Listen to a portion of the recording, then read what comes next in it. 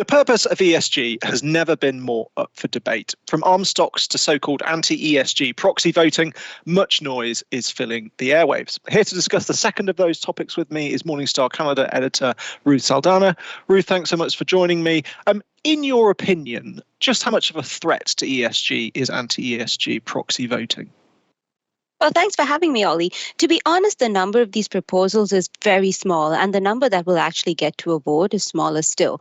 What's interesting and what investors should keep an eye on are the tactics that are being used, because some of those could have very much longer term impacts.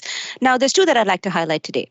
The first is this whole first come, first serve aspect of the shareholder proposal process. Now, what this means is that if two separate votes are filed about broadly the same issues, then the one that's filed first gets on the ballot, regardless of intent.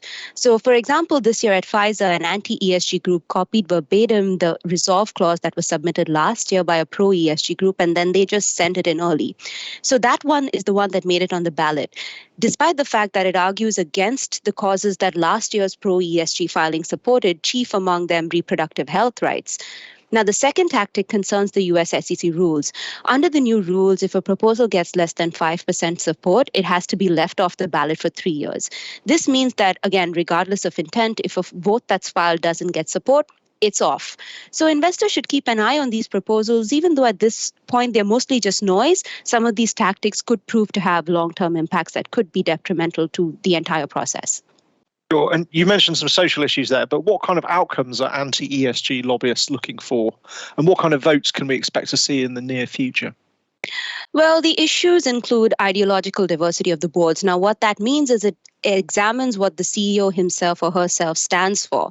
There are also issues around lobbying and such related disclosures around charitable donations, and more recently, issues around racial justice.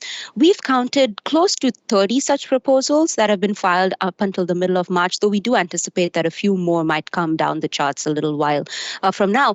These are evenly split between diversity, lobbying, political influence, and finally, human rights. So those are broadly the issues that are on the ballot this time.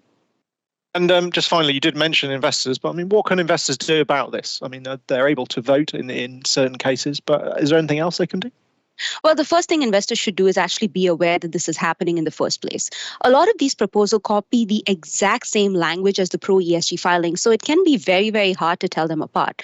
One thing investors should do is read beyond just the primary ask and check out the explanation behind the ask, because that's where the meat often is. Another thing that could help is look at the track record of the people who are filing, because that could help understand the motivations behind the proposal. Because honestly, behind these proposals, what you need to discover is the actual intent, and these are some steps that could help you get there. Sure.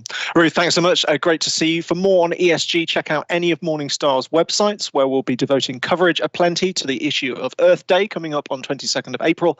Until next time, a big thanks to Ruth. I've been Ollie Smith for Morningstar.